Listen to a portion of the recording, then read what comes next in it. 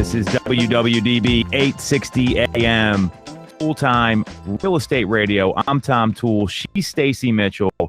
And again, we are with the Tom Toole Sales Group at RE/MAX Mainline, the #1 RE/MAX team. Biggest fan over here, #1 fan, Stacey Mitchell. The #1 RE/MAX team since 2018 in Pennsylvania and in Delaware. And obviously, we're here to talk about real estate, here to educate the consumers. And what we want to start with is something that's happening in Oregon right now and has also been a major talking point, I would say, since as long as you've been in real estate, and definitely over the past 12, 18 months, about fair housing. So what's going on? And this comes from Matthew Blake at Housing Wire is reporting this.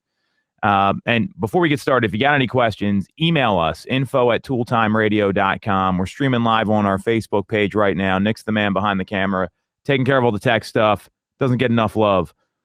Again, back to Matthew Blake at Housing Wire. So in the state of Oregon, there is House Bill 2550 was written by Oregon Representative Mark Meek, who is also a broker at Avid Real Estate Executives.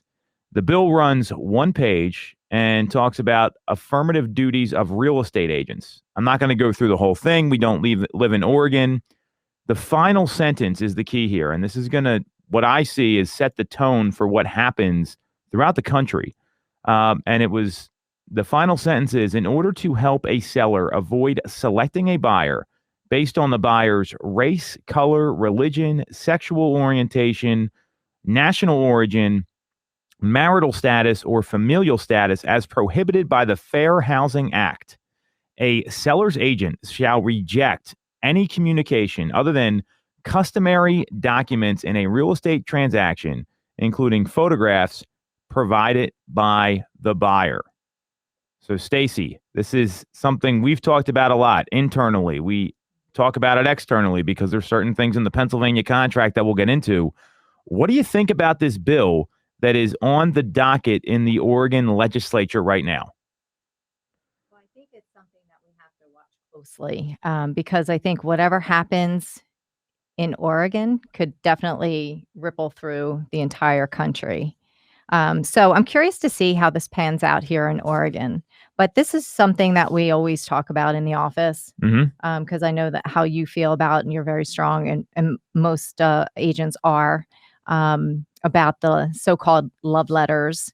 And as benign as they seem to be for the most part, if you're not experienced or you don't, there could be something in these letters that could be misconstrued or be taken as a reason that a seller chose a particular offer over another.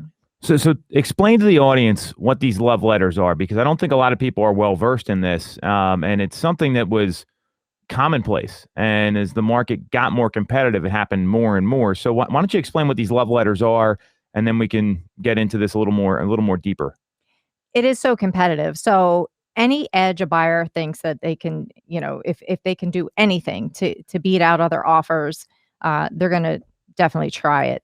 So it could just be a little letter to from the buyers to the sellers saying how much they love the house. They can see their families in there, celebrating holidays, the growing families. So it's a letter from the buyers to the seller. Yeah. So and what happens a lot of times is that the buyer agent says, hey, pull at their heartstrings. Yes. Write them something emotional. And in the hopes that the seller will overlook price and terms, which that's what our job to optimize is. They will overlook price and terms because they have an emotional connection. Correct. And the reality is people make emotional decisions all the time, and people don't always make logical decisions. We talk about this constantly. Right. So that's kind of the issue here. So before we even get into this, I want to explain and bring it back to the audience here what the law is in Pennsylvania, specifically what it says in the listing contract. So this is paragraph 19 of the listing contract says, federal and state laws make it illegal for a seller, a broker, or anyone is in there, to use race, color, religion, or religious creed, sex, disability, physical or mental, familial status, children under 18 years of age 40 or older, national origin, use or handling and training of support or guide animals, or the fact of relationship or association to an individual known to have a disability as reasons for refusing to sell, show, or rent properties, loan money, or set deposits, or as reasons for any decision relating to the sale of the property. So here's my view of this is I'm a big supporter of this legislation because no matter what the laws are, and we saw this last year when real estate was shut down, there's a reason why agents have a bad reputation. And people think realtors are snake oil salespeople sometimes because they always push the envelope. They're worried about the sale, and that I'd love to say it doesn't happen. You've seen it. I've seen it. I mean, this is a challenge, and it's just the same reason other professions get a bad reputation too. So the reason I'm a supporter of this is that there are instances where you get these letters, right? And they have a picture of the family. Correct. So you can see, or at least surmise, because it's not always obvious, what race they are. You can see what their kids look like, right? And if they have families. Right. I have seen agents send communication to the listing agent saying, hey, my buyer's disabled and I need one floor living. So, and they know about this stuff. They've had the training. This is training that goes on with the Board of Realtors. We're members of the Tri-County Board of Realtors. I mean, they have fair housing training all the time. That's part of becoming a realtor because there's a difference between a real estate salesperson and a realtor in general. So the whole point here is people know better and they do it anyway. So I'm a big proponent of this legislation. I know we have a policy at our team. We have it right on our offer instructions that says we will not present these because we can talk through a little bit of this, but here's the nightmare scenario. How many buyers do you have that lost out on more than, let's say, 3 or 4 properties? Too many to count. Too many to count. What's their emotional state? Yeah, they get very frustrated. Yep, for sure. Get very frustrated, right? So when people are in those emotional states, what happens? They don't make logical decisions. Correct. So it is not that far-fetched in the current climate to have a buyer who lost out on their dream home, who is upset, who is emotionally drained and says, you know what? I found out there was a letter written here because sometimes the listing agent will tell you, and they wrote a really nice letter. We went with them. Right. I've heard this before. I've heard this too. And that's all they need to hear. Well, the buyer, they don't know what's in the letter, right? There's a picture in there. It doesn't matter if there's any. And here's, let's read the last line of that paragraph 19, as reasons for any decision. So that's basically if you're going to sell your property at all. And that was what they said. Now, again, if it's verbal versus in writing, that's a whole nother thing. It is not that far-fetched in today's world to have a frivolous lawsuit or a grounded lawsuit. It could be either. I don't know the situation. From someone that's emotionally drained, has been through the ringer, and is losing out on home after home.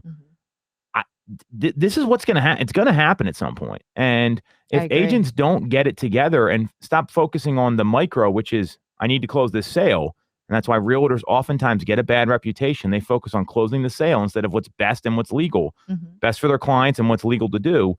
There will be a lawsuit here. Someone is going to get sued. And I have no doubt about that. So that's why I like this legislation. And, I may sound like I'm on a soapbox here and everything else, but this is a big issue right now. It is a big issue. And I think if it does pass in Oregon and it would make it to Pennsylvania, and it passes, it's going to just make everything clear and concise. We'll just use the documents the customary documents, the Pennsylvania documents, to submit offers, and no extra added, letters, pictures, whatever they want to throw in on it.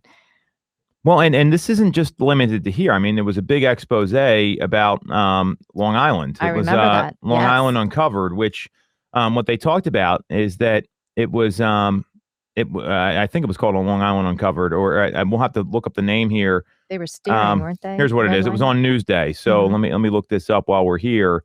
And they were steering. I mean, that was, and there was real estate testers. There was 25 of them. They were videoing what was going on. And they said, you don't want to live here. This neighborhood's X. And there was 93 agents that were tested. They recorded 240 hours of meetings. And look, New York's a different state than here. You need 2-party consent in Pennsylvania.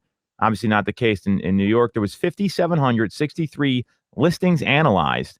And the 3-year investigation, I mean, this is a big deal. The 3-year investigation uncovered widespread evidence of unequal treatment by real estate agents on Long Island. And then they broke down. I'm not going to get into how often it was against different classes, because they broke it down in terms of Hispanic and Asian and Black people. I mean, it was frequent enough that it happened. And the whole point here is, if that's going on, you think sellers aren't making these same decisions? And to me, I'm a business person. I mean, you've sold homes, right? What do you look for? We look for the terms and the price. Yeah, I mean, I just don't like, but at the same time, I've seen people make these decisions. So, and that's where we as agents, I mean, I think there's a need to do better. And the folks that just want to throw the caution to the wind, say, hey, you're doing this, you're doing this, you're doing this. My buyer's disabled. Please accept our offer. Which, like, I've seen that communication in writing before. It blows my mind. So, that legislation passes. Let's say it gets to Pennsylvania. What do you think happens next? Are agents going to change their behavior? Are buyers going to change their behavior? Well, I think the good educated agents will definitely change behavior. But you always have some bad agents out there. We talk about that also. Any industry, by the way. That's not just real estate. Absolutely. Any industry, there's going to be some bad apples. Yeah, I think it's going to force the issue. We're going to have to, everybody's going to have to make the changes necessary. And that will totally be out of the equation, which I think will be awesome too. I think it would be needed. It's definitely needed here. Well, I think ultimately, I mean, this is the right thing to do. And, there's enough analyzation of the offers as it is. People are already looking at, I mean, your finances, they get this, I shouldn't say discriminated. They get vetted very heavily because people look at, are they going to have enough money for the appraisal difference? What kind of loan are they getting? What are we dealing with an appraisal? You can call the mortgage loan officer to get more information. So yeah, and in multiple offer situations, you can put those details in a spreadsheet. So all the seller gets to see is a spreadsheet with the detailed information. So there would be no attachments, no other, papers to sift through. Well, and I think that it's also how you present these things, right? And that to me is probably the most important thing. It's not, if you find out information about the buyer, you got to really be careful about what that is. Now, for example, in the past, I've had agents tell me on older homes that are in, Lower Merion or on the main line, hey, my buyer's an engineer. They're going to do every inspection possible. Well, that to me that's something you want to share with the seller. That's what you should be doing as an agent versus it's a nice family moving into the home. Right. And, I think a lot of people, they kind of expect that. They say, well, we're looking for a family, or we're looking for people that are doing this. We can't market that way. And you look at how Facebook and Google have had to change their marketing. They're up against this too. I mean, it wasn't that long ago. You could go on a Facebook ad and run an ad and say, I want everyone in this zip code that makes between X and Y a year and is this old, which is the same thing what we're talking about here. And you can run a housing ad to them. Now you can only target within 15 miles and they have some controls there. So this is something that's evolving as we go. And that's really where this is important. So, and this isn't the only area this is happening in. I mean, there's other, there's a non-for-profit groups in Wisconsin that are trying to work with more fair housing. According to Newsday in New York, and this came out a week ago. There's a package of anti-discrimination bills that are on the legislature docket in the state of New York as well, in response to the Long Island Divided. That's what it was called. Gotcha. So, I just don't know how this hasn't happened sooner. And I would actually put it on the board of realtors that they need to give better direction on this. I mean, you're a realtor, right? You went through the training. I mean, did they ever talk about don't write these love letters? Yeah, we talked about love letters. So what did they say at the training? Right. They advise against it because of the fact that it could totally cross the line in these areas. And again, the buyers know they're so excited. They want to put their offer and they say all kinds of things like you said, my daughter's disabled, or our church is right down the street. There's things that could be contained in those letters. And I agree with you. I think it's just better left alone. That way you're not crossing, there's no line to cross there. Where I will give PR a lot of credit is they do have every 2 years, they have requirements for fair housing classes. So we all got to take one. This year's called Diversity, Fair Housing, and Inclusion. And it talks about specifically the topics of redlining, steering, implicit bias, diversity, and the Fair Housing Act. And this needs to be at the forefront, because the reason that this is a story is because it actually happened. And that's what people forget. They say, oh, it doesn't happen here. It doesn't happen to us. Well, there's a whole expose on Long Island, which is not that different of an area than Philadelphia. It's very diverse. A lot of different cultures live there. A lot of different people from all over the world. So, that's where agents need to be doing better, and actually follow the rules. And secondly, I do appreciate where the board's coming from. And look, the Real Estate Commission will send out testers on this stuff. I mean, they did it they did it during the pandemic. They were testing on, are you going in person and seeing properties? And they were calling our office doing that. So, you have to understand that. And this is just, it's just the way things should be done. I hate to say anything else, but that's really what it means. So, before we kind of break to the next segment here, anything else you want to add? I really really hope this gets passed. I'm a big proponent of this, because once one state does it, it opens the floodgates. And the West Coast is typically a little more progressive with this stuff, and then it kind of comes east. That's just how it works, especially Oregon right now. So I think it's a good idea for sure. Yes. Well, let's hope it gets passed. We'll just eliminate one more thing, just get that off the table right there. The clearer the rules are, the easier they are to follow. Exactly. Yes. All right. So when we get back, great stuff here, Stacey, as always. We are going to talk about Andy Walden with Black Knight, who was just on CNBC talking about the direction of the market, what's happening in the market with mortgage rates, what the predictions are, all those economic indicators. This is Toole Time Real Estate Radio on WWDB 860 AM. We will be right back. Buying a home or already one? We help. I'm Kevin Hamill from Alliances Insurance Agency. If you haven't reviewed your policies in the last 3 years, now's the time. New home buyers, there are a number of ways that we can help you get to that settlement table.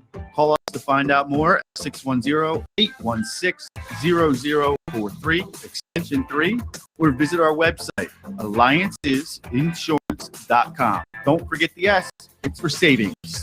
Have you considered a career in real estate? Do you want control over your income? Whether you have a license or not, call us today at 610-692-6976 or visit tomtoole.com. Join our team, the Tom Toole Sales Group at RE/MAX Main Line. If you're getting a mortgage, you shouldn't have to sacrifice great service just to get a great rate. At Mortgage America, we've been lending with this philosophy for over 35 years. We have access to great low rates without the complications and delays of bigger online banks. We're a local Pennsylvania lender with loan officers that you can actually meet. As PHFA's #1 lender, we specialize in all residential mortgage programs, including first-time buyer programs and low down payment options. For your free pre-approval, call us at 610-439-8000 or apply online at mymortgageamerica.com. Mortgage America is equal housing lender, MLS 128. The real estate market is red hot. Have you considered taking advantage? Call the Hey, stand by. RE/MAX at 610-692-6976. Stand by, guys. Or visit our website, tomtoole.com, to connect and take advantage of these market conditions.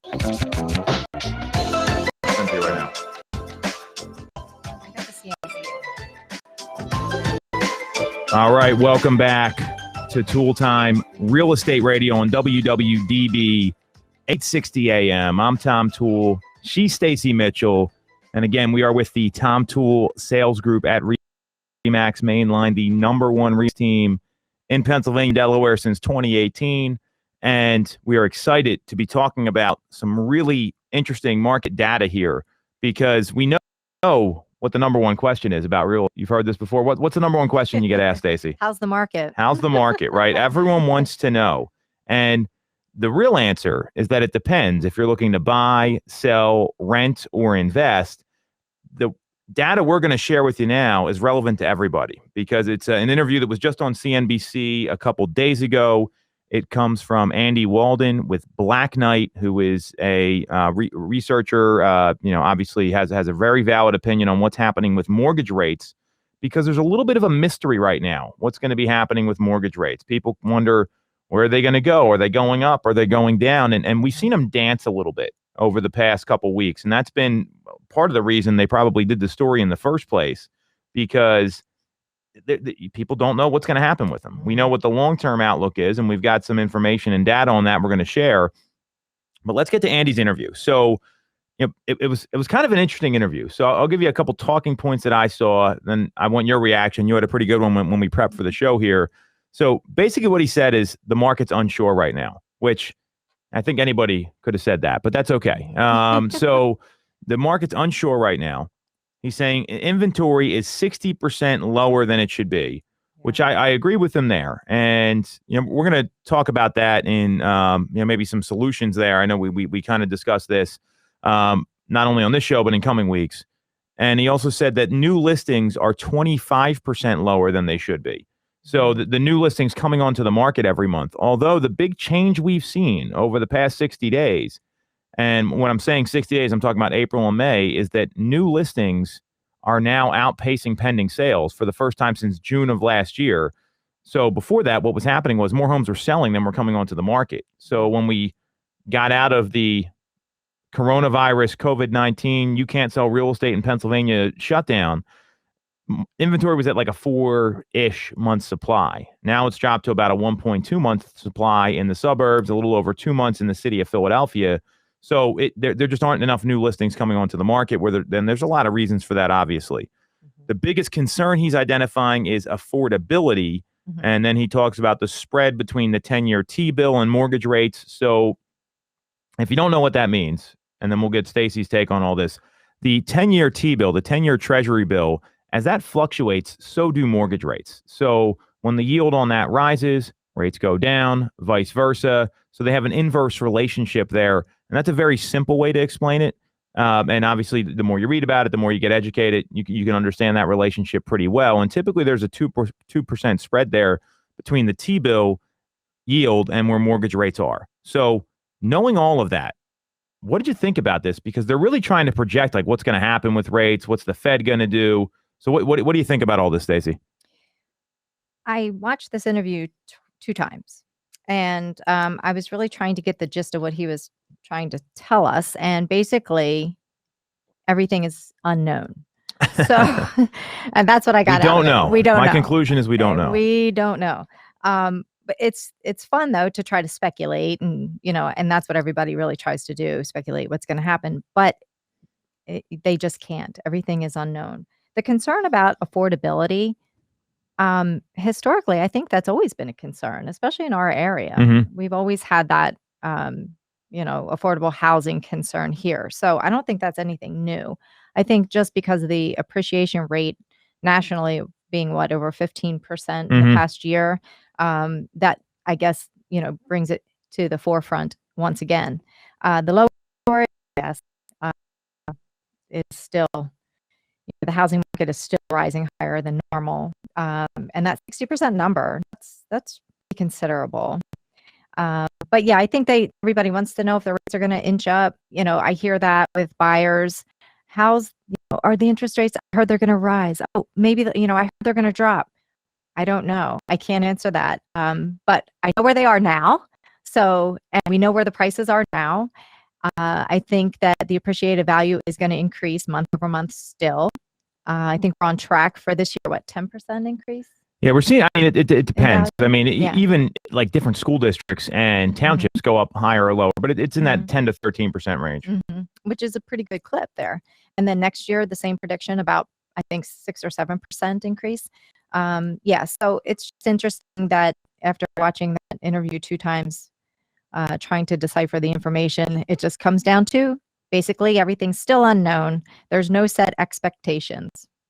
Well, you bring up a good point, because this isn't the first time these predictions have been wrong. I mean, a couple years ago, everyone thought rates would have been like 5.5% before pandemic happened. And guess what? They went down very clearly. And that was because of Fed monetary policy, some other things that were happening. And look, the market's going to do what the market's going to do.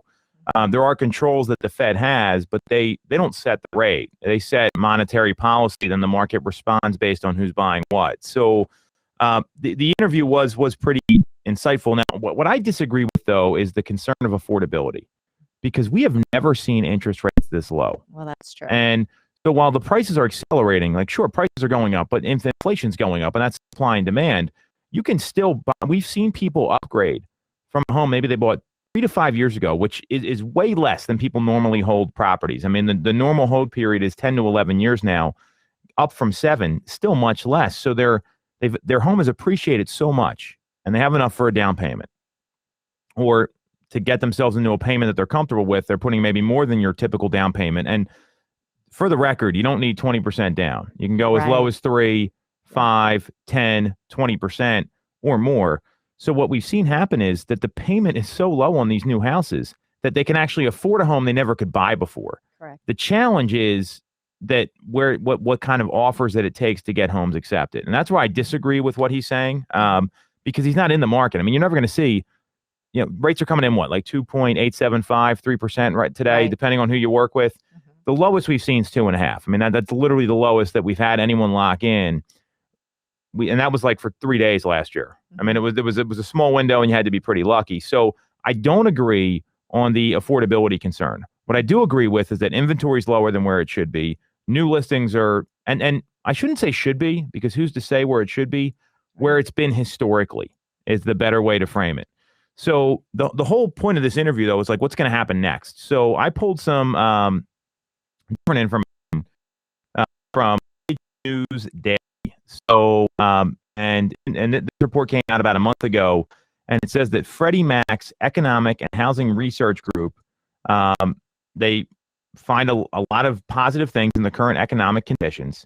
And what they did was they kind of predicted what's going to happen. So housing price growth, they're expecting it to average 6.6% this year and then 4.4% in 2022. So that's for the whole calendar year, because year over year, we're up that 10, 13% range, like Stacey said. So this is for so from December or January 1st to December 31st of 2021, 6.6% higher than that same period in 2020.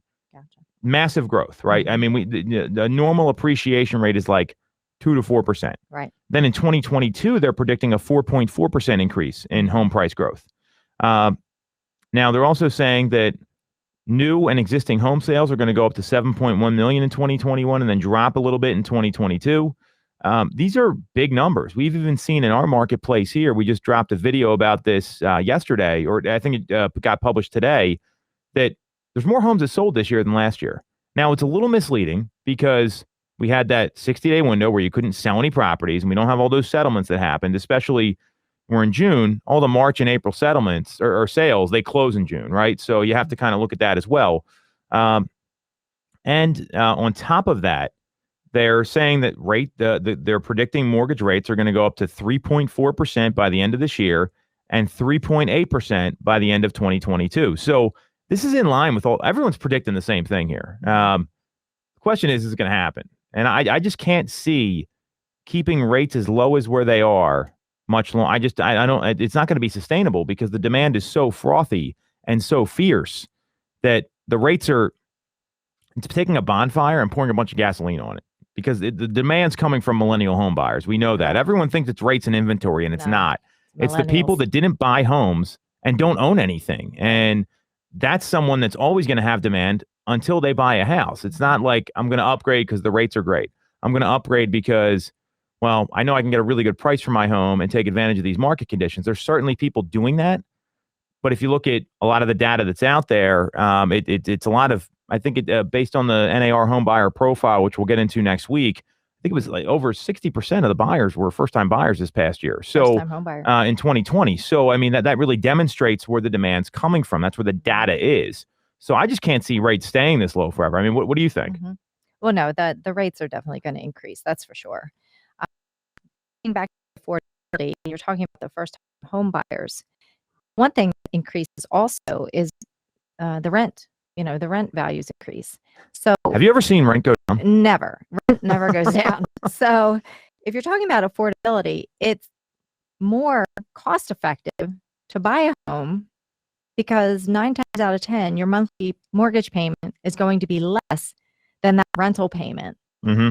So, why would you pay, the $1,500 a month rent when you can get an $1,100 mortgage, and get yourself into a home and start building that equity in your property, because it is going to increase. It's going to, the value is going to increase continuously for the next few years. I guess projecting out 5-6 years possibly. So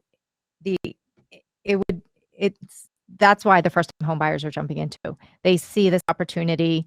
It is millennials they have a lot of money to put down because they haven't been spending it, especially in the past year, and they can afford it. So, and it would be not to their advantage to continue renting. So I think that I just wanted to bring that little point up there. Well, about yeah, the it's not a affordability. little point. That's a big Yeah. point. And they're also at the point in their life where a lot of people will want to buy a home. And Right. when Starting you're families. when you're renting a property, here's what happens. So it never goes down, right? Right. You're not just paying rent. You're paying the owner's mortgage if they have a mortgage. Taxes. You're Yep. paying the owner's taxes. Yes. What else? You know the next answer here. You're paying the owner's insurance, Right. and you're paying their profit. So Yeah. there's an element of wealth building here, and that's kind of like the American dream and what people really Totally. want. So that's a major thing here. So Mhm. as we talk about all this, and this is something we hit on, I wanted to kind of work this in. So what's the solution here? I mean, rates are probably going to go up. I mean, they've Rates are gonna been go up. they're the lowest recorded in history last year since they started keeping track of mortgage rates. Because I've got maybe a little bit of a crazy idea here, because I think the biggest challenge is like the inventory challenge, because there's a lot of buyers that they want to buy houses, they've got intent, they're ready to go, and they just don't have the homes to buy. Period. So I mean, I know we're going to talk about a little bit about this next week as well. But I mean, is there like a solution here or anything we should be talking about that would help more people sell their homes? Would help more people sell their Yeah. homes. What do you think it's going to take? I mean, because I think that the people are staying in their homes longer because they just don't see the upside, Mhm. or they don't have a place to go. They don't have a place to go. That's it. Yeah. I think but getting back to the rates increasing, it's not going to be monumental increases. People are So still going not to be buying. Yeah, afraid. this isn't Right. going to People are dampen still- down demand. I Exactly. agree. It's not like they're going to go up to 7% overnight. So 3.6 and 3.8% is still incredibly, incredibly low. But yeah, the solution, to help people sell their homes, maybe some incentives. Well, and then that's where we're going with this, because Mhm. right now, with the Biden housing plan, they want to give first-time home buyers an incentive. Mhm. They got plenty of incentives. I was gonna We don't say, have a they're- demand problem. They don't need incentive. They have plenty. I mean, Mhm. I get it to make it a little more affordable, but they're talking about offering a tax credit, and I don't where rates are right now, and they're going to get write-offs anyway. Mhm. My observation is, why are you giving sellers tax credits? Right, I mean, yes. they're talking about getting rid of 1031 exchanges, increasing capital Yeah. gains tax, and Yeah. giving first-time buyer tax credits. That's not the problem in the market right now. That's gonna, like you said, throw gas on the Yeah, fire. I mean, it's it's just not gonna not Right. gonna solve anything. And my view is, if you want to solve this problem, you want to solve the problem, you got to get more homes on the market, because it's a supply and demand issue, and the demand's too much. And I mean, if you really want to incentivize folks, maybe the 1030 we're eliminating the 1031 exchange is a problem, because there's going to be some folks that they bought an investment property, and let's say it's like down the shore or something, or it's a smaller townhome in an area they like, and eventually they're going to move there. Mhm. So now you're kind of forcing their hand. So some sort of tax incentive for sellers in a time period where Mhm. I mean, and the government, I mean, they're willing to take the tax hit on the buy side. I don't know why they don't do it on the seller side, and I think it's lack of imagination from the current administration. They're kind of going to a play that worked when he was vice president, but the market was a lot different then. This is not 2008, 2009. Right. This is 2021, and I like mean, it's different problem. much different problem, right? I mean, the market's got plenty of demand. Mhm. People have a lot of equity in their homes, Mhm. more than ever. So I just don't understand why that's not being talked about more. That's not an idea that's coming to the table. Well, yeah, we should bring that to the table. Yeah, I know. Yeah. Well, if we tell anyone in Washington, Right. I'll probably be like 70 years old by the time it gets passed. So For sure. to me, Yeah. that's such an easy solution here. Right. And because I mean, if you look at even the labor market through April, I mean, there's jobs that are growing, people are hiring more, consumer confidence is back, Mhm. restrictions are getting lifted. All these things are going to start to make the market a little more of a I don't want to say equal, because it's not going to be equal, but it's going to make it go the other way a little bit. And we've seen inventory jump up 20% over the past month or so. It's only from a 1 month to a 1.2 month supply in Chester, Delaware, and Montgomery County. So it's not a lot. Not a lot, but an increase nonetheless. Look, 20% is still 20%, right? Yeah. I mean, it's 20% on a very small number is the Right. issue. So knowing that we're seeing that happening, and we also seen travel spending go up, especially we head into the summer months. And I mean, we've talked about this. We've seen the market kind of not slow, but like hesitate compared to where it was in Q1 and April and the beginning of May? There's a little bit of refocus right now because of everything opening up. People want to do other things. Not stare at their screen, looking at homes, obsessively looking at homes like they were before when we were on lockdown. So the refocus is everybody's excited. They're getting out, doing a little traveling, doing things that they haven't done in a long time. So the focus will come back to housing after people get that out of their system. But yeah, I agree with you. I think that the incentives should be on the seller side. Buyers have plenty of incentive. There's so many different loan programs available to them to make it easier to get into their first-time home. So definitely, if there would be something to entice the sellers to list, I think that's a great idea. I mean, that's where, if you're really going to solve the problem, that's where it's got to go. You got to hit them in the pocketbook or the wallet or whatever you want to call it. So to me, that's an obvious route to take here. So I guess the last thing we'll hit on here. So you're in agreement. You're going to see rates go up here. I mean, are you kind of seeing the same thing? And I think so. And in terms of the affordability concern, it's more of I think it's just getting a house concern is the bigger one for a lot of people, right? Yes, getting a house. Where's the house going to come from? So I mean, knowing that's the case, I mean, and what we'll tell you here is these experts always come out with these predictions, and ultimately nobody really knows what's going to happen.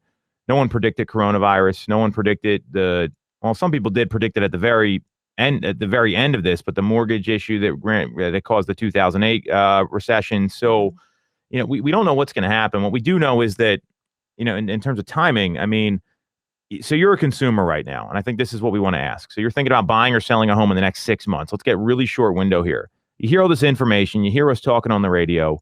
What advice do you have for sellers and buyers? Like, what do sellers and buyers need to know right now? Sellers and buyers. Let's start one at a time. Which one you pick? So what buyers need to know. Buyers need to know how competitive it is right now. And if they, what is their motivation for buying? Is it, is it right now, instant, like you said, 6 months? And how am I going to best present my offer? They need to know how to write a really, really strong offer in this competitive market.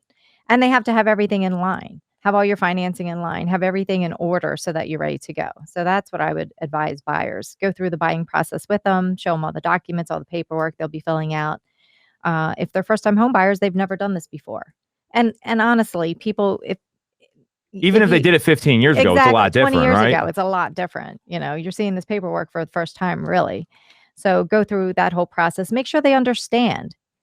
It's probably the first time around that you submit an offer, you probably will be heartbroken. But to continue, because we can get offers accepted. For the sellers, just make sure that their expectations are in check. Sure. Sometimes the sellers think that, it's a seller's market, so we're going to ask for $1 million for my 4-bedroom twin here. So you have to make sure that their expectations are in line also, and find out their motivation also. Well, and I'm going to take it a step further. If you're a seller and you're not getting offers, mean, if you're not, you've had more than 6 to 10 showings, you don't have an offer in yet, that's likely the market telling you something. You may not want to hear this. Your agent might be afraid to tell you this, because that's the biggest challenge with agents, is having those difficult conversations that nobody wants to have. So that's where it's time to get real about what's happening in the market.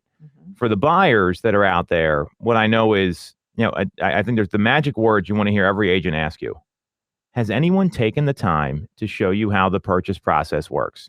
Because most agents don't even know themselves, don't know how to explain it, just think people want to see houses and they're going to jam offers home, and then don't communicate the offers appropriately. I can't tell you how many times we get these things without a phone call, a text message, an email. The offer just shows up, and you're about to execute something else, and they were writing this for the past 12, 14 hours, 2 days sometimes. So it's as much of interviewing agents, making sure you're finding the right person to help you navigate this market, because there's more homes that sold this year than last year. Locally in the greater Philadelphia area, we're seeing that number climb. So there's not less homes available. There's less inventory sitting on the market for a long period of time, but you got to know how to react. And if you're worried about getting into a competitive situation, target those homes that are like 7 to 10 days on the market. Go look at them then, because there might be an opportunity to negotiate with the seller then. I mean, not every home is, the market has changed. We're not everything selling with multiple offers now. And not everybody's waiving inspection. Exactly. And that only happened 20% of the time anyway. Right. And anytime and now what I do know is there's certain segments of the market that are more competitive than others. Right. You're in that like 3 to 5, 3 to 6 range, Oh my 250 to 6 range. Yep. That's where a lot of homes transact. That's really competitive. Mm-hmm. You got to know the local market because there's always these break points depending on where you are, whether it's a township or a school district or a town, where above a certain price, the market gets soft real quick. I mean, and literally it's sometimes is, okay, this home's price is $625. There's a ton of interest. The home at $675, it's really quiet. And then that's kind of how it goes. So what you want to be doing as a seller is be aware of them. If you're not getting offers, and you're saying, I got plenty of time to wait, that's probably a mistake because the best chance for you to get the best price is that first 30 to 40 days on the market. Mm-hmm. And as a buyer, make sure you understand the process. Like Stacey said, make sure you understand what it's going to take, what documents you need to sign, what kind of market conditions we're dealing with, because there's what your friend tells you, and then there's what's actually happening. The truth. and I mean, everyone loves to, I've even found that, I mean, you deal with like your friend or someone like that. They always want to say they got a deal and this and that, but they end up paying the asking price for the property. So right. The point is, the deal is getting the house. Well, I agree with that 100%. And ultimately the goal is to get a home or to get the home sold.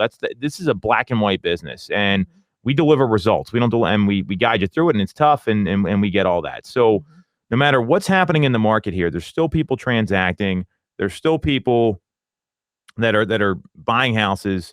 And it's important to know what's going on and then see what the right move for you is going to be. And that's ultimately what happens in the residential market. Very different when you're investing and doing other things. Mm-hmm. So from there, what we're going to do, we're going to take a quick break. We're going to come back next and talk about one of the most in vogue things over the past, I don't know, we'll call it 15, 16 months. I'm losing track. Buying a home sight unseen, and will it continue, and how to navigate that process appropriately. Again, you got a question you want us to cover, it's info@tooletimeradio.com. That's an E at the end of Toole. This is Toole Time Real Estate Radio on WWDB 860 AM.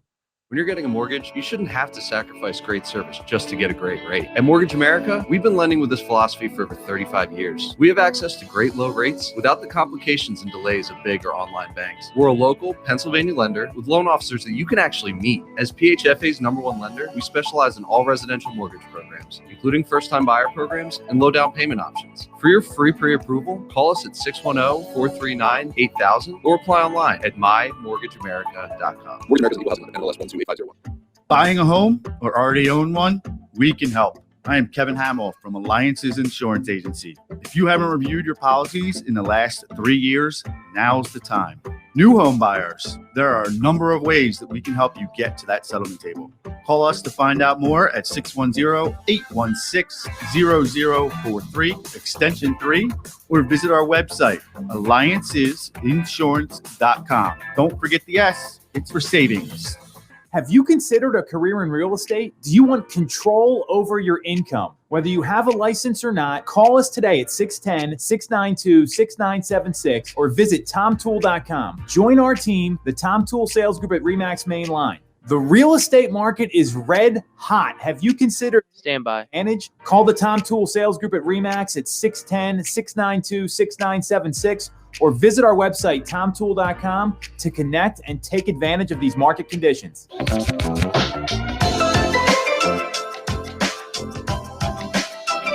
All right. We are back with the final segment of Toole Time Real Estate Radio on WWDB 860 AM. I'm Tom Toole. She is Stacey Mitchell, realtor extraordinaire, and we are part of the Tom Toole Sales Group at RE/MAX Mainline, the #1 RE/MAX team in Pennsylvania and Delaware since 2018.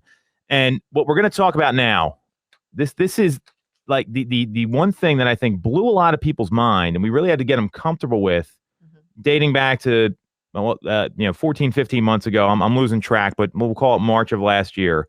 Buying a home sight unseen. And there was an article in Inman that came out that kind of got me thinking about this, because what I know is that the month of April last year we sold 12 homes virtually. I thought that was pretty good. I was pretty proud of what we were able to do. Think about that. That's a big number. Well, virtually. Considering that we weren't supposed to do anything, and like this would go down, and you've done a lot of these where like the seller is on a Zoom link with the buyer, and then the agents are there, and we're all just sitting there staring at our computer screens in the depression of being locked in your house for 60 days and living in Pennsylvania. So, and people were buying homes that way. There's a reason for that, which we'll get into. So on top of that, I mean, video marketing has always been something we've embraced. Obviously, we've got our man Nick Wolf here behind the camera. He's our go-to photographer. He's our, our own. Very grateful to have him. A lot of real estate agents will outsource that. They'll hire a professional photographer through a number of different companies. We really value that even more. And they'll do, video tours, virtual tours, Matterport. What is it? A Ricoh Theta camera is the other way to do that. So this is something we've been doing for a long time, and we're very committed to video. If you look at our YouTube channel or anything else, that's not the case for a lot of realtors. They didn't want to spend the money on video marketing because they're worried about the whatever it costs for the tour. I can't afford that, which you're doing your client a disservice, obviously, especially now. But the question that came up on Inman is that because of the pandemic, buying homes sight unseen was pretty common, right? And now that we're 6 days away, not that I'm counting about the restrictions getting lifted and doing things kind of normally here. And luckily, we've been able to work back in person since June of last year, and we're very grateful for that. When the state changed the guidelines here, is this going to continue though? Are people only going? Are they going to fly in now to go buy a property, or are you still going to see people that are buying homes virtually, that are looking at a video doing that? And I've got kind of an interesting perspective here and a couple case studies. What do you think about this, Stacey? Because I know you're dealing with this a lot. Well, I think that it's definitely going to continue for sure. Everything I've learned to do things differently during COVID. It started pre-COVID. People would purchase vacation homes virtually. So it's not something brand new, but it has evolved and it's become more commonplace since COVID. So I think it's definitely going to continue for sure. There's people who are trying to relocate into different areas. If somebody's moving from the West Coast to the East Coast, they can't make it every single time a new house comes on the market. They're not going to fly in. Or they're going to lose the property. Or they're going to lose out. So time constraints, logistics, it really, the video tours are amazing. I think even to the point where if you're a local agent, and I've done this myself, I've done a personal video tour for clients, like on the Zoom link. Sure. So I think this is definitely going to become more commonplace for sure. Yeah, well, and I agree with you, because the realtors that don't evolve after what happened last year, they're going to be the ones that are eventually out of the business. I mean, we know there's an 87% failure rate every 5 years. That's the turnover we see in the business. So I agree with you wholeheartedly there. And you bring up a really good point. In vacation markets, buying virtually is very common. And you got to look at those properties too, especially with like a condo in Florida. Well, you kind of know how the condo is going to lay out. You know what the view is. You get all that. You want it on a certain floor. And someone that's sophisticated when it comes to real estate is probably going to be a lot more comfortable doing this than the young first-time buyer that doesn't know what the heck is going on. So I do agree. Vacation markets is absolutely going to continue. What I also know is that the first time I sold a home without the buyer coming to see it, and so they bought it virtually. It was like 2008 or 2009, might have been 2011. I can't remember, but it was in Hershey's Mill, a retirement community out in Westchester, and the buyer was coming from Washington State, and she said, "I know what unit that is. I know the model, so very similar to what I just talked about, and we're going to buy it." And the sellers were nervous as hell. They said, "Is she going to show up? Did the deposit come in?" Because we're wiring the deposit. We're signing things electronically. At the time when this happened, this was not commonplace. It's much more commonplace now. I mean, electronic signatures, they didn't come out till, 2010, 2009, something like that. So, but this was just the beginning of the tech innovation in real estate. So the sellers were very nervous and kept asking me that question. So I've seen it happen a couple times. But you bring up a really good point. The market's moving too fast for some people to get there. And, it's going to be up to the agent to be the one to get there fast, to be able to do it. And And if you have a rapport with your clients, they'll trust your honesty. I've had this happen. They asked me to go inside, and because I want you to see firsthand what the house is really about, because sometimes pictures tell a different story. And even on the video tours, they could tell a little bit different story. But, if I would go into a home and say, oh, this area is a concern, or this is something that wouldn't show in pictures, then that could definitely paint a different picture for the buyers. But getting back to the agents that use video and how if they don't, what is it? If you don't conform, be cast out. That's new. I never heard that, but I like it. 10% of agents use video, right? And what is this barely, stat? yeah. Like 4% understand how it works. Yeah, a lot of these people don't know anything. I mean, they just do it because they think. I mean, this is the reality of any business. But and I hate saying that, but I mean, you ask a consumer or you ask someone that's dealt with this, it's very true. Keep going. So, my personal experience with a buyer buying sight unseen, and you're right, the sellers I think are more nervous than the buyers. She is a first-time home buyer. She had put in a couple of offers and lost out. She was actually under contract with a home, but the inspections didn't go very well. The house needed a lot more work than necessary. While we were terminating that, she found a home, and she's like, I'm just putting an offer in. I don't even have to see the home. I'm putting an offer in. And yes, the listing agent and the seller were more nervous about it. And I had to, deal. Yeah, I had to let them know, no, she's serious. And this is, and she waived inspections. And it's an amazing house, and she couldn't be more happy. So for her, she knew exactly what she was looking for. And so it was very productive.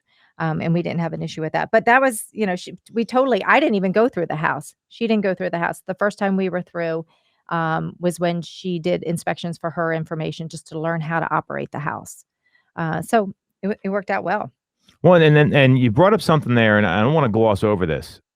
The video that you take, or the video that the agent takes, whether it's a FaceTime, whether it's a Zoom, and this is why every agent should invest in a good phone with a nice camera. And I cannot stress this enough. I mean, you should be putting out video content anyway, but if you're not going to do that, at least for your clients, so you can send them appropriate property videos, that you brought up a good point. You need video they can see everything about the home. The marketing pictures, not this backyard looks great because the light's just right and the fire pit's going. It's, hey, let's go look at the heater. Right. And let's see, hey, it just rained today. Let's see if there's any water in the basement, and like look around the foundation walls. Right. Those sort of things, all the, the warts, the bumps, the bruises, whatever you want to call it, that's the stuff people want to see. And one of the reasons we were able to sell homes virtually during the shutdown last year is we had Nick go in, and this was pretty, we had to operationalize this pretty quickly.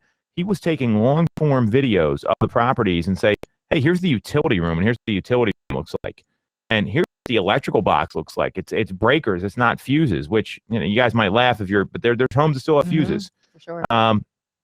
Depending on the age and everything else. So that's the kind of video that these people want. So, my view is this: as long as the market moves at the current pace that it does, and I don't see that stopping even when inventory climbs, even when rates climb, because we are in a world where buyers and consumers in general, they want everything immediately. They want to hit a button on their phone and buy a house. I mean, that's what people really want. And you can, have some happen later. So the point is that the agents who are able to pivot that way and enable their listings to be sold sight unseen through their marketing, and maybe there's a different video that you send out. You have the marketing video, and that's what gets posted on all the different websites. And then you get the invasive, the guts. Yeah, video. Whatever you want to call it. I like that, guts video. That's something you send out to people when they inquire, because you don't want that everywhere, but for the interested buyers, you're going to want it, similar to a disclosure statement. Right. You start doing that sort of stuff as an agent, that's going to enable your listing to sell quicker for more money, because people will be more comfortable. Hey, we just lost, and remember, this is an emotional decision. We just lost out on this property. That's on the same street, or that's 2 streets over, or what, they're going to have some sort of emotional connection to it for whatever reason. That to me is the way you got to service your clients moving forward, because if you're not going to pivot and you still want to do things the way they've always been done, which is most of real estate, that's how you get, put out of business. So I totally agree with what you're saying. And I find that really important. I brought that it's your video, not someone else's. This happened to Steve was on the show last week. If you heard his son crying in the background, love you, Steve. So he had a client. They said, well, we saw a video, but we want you to go in. This is a high-end home. It's north of $1 million on the main line. We want you to go in and we want your video because we live out in Pittsburgh right now and we can't make it there. And we know we've got 2 days to buy this home. Exactly. This That's is real exactly life. what we're talking about, right? So we go in, we go through, we tour the house, and we take our own video, or we have them on Zoom and we take them through everything. Done that numerous times. It's very productive. Well, and to give some perspective here, I mean, this is like home buyers right now. They're looking at a median of 9 homes, according to the 2020 NAR home buyer profile. They saw 5 of them only online. So they looked at more homes online than they did in person. Now, that was last year. Now, you got to put an asterisk next to last year because of the conditions, but it was only 2 months. It wasn't, I mean, now some people were afraid. They didn't want to go out. They had safety concerns. You know, we had to do that for 1/6 of the year. But if that's a number that's coming out from NAR, if you think that's not going to continue, then you're going to be left in the dust when it comes to marketing listings and being able to service your clients. I agree. All right. I agree. So what do you think that number is going to jump up next year? As far as purchasing? Virtual. So we're over It's good. 50% there. It's 5 out of 9. I mean, I can do the tell you percentages here. Let me break out the calculator. But do you think that number is going to change? Or No, I think it's going to increase. I totally think it's going to that's increase. 55.55% of the time. So what do you think it goes to? 60? 70? It could go to 70. And then you have to understand too, we have a lot of millennial buyers. So they're more tech savvy. Good point. Yeah. And they want that instant gratification. They want, they live on video, right? So again, I think that if you're an agent and you're not using video, utilizing that tool, I don't know, you might want to take some lessons and learn how to leverage that. I mean, you probably want to get a new cell phone. 1 minute. Opening yours up to make a phone call, because I mean that's the reality. I mean, maybe figure out how to use like an electronic signature or dust off your PC. So on that note, you need to get in touch with us.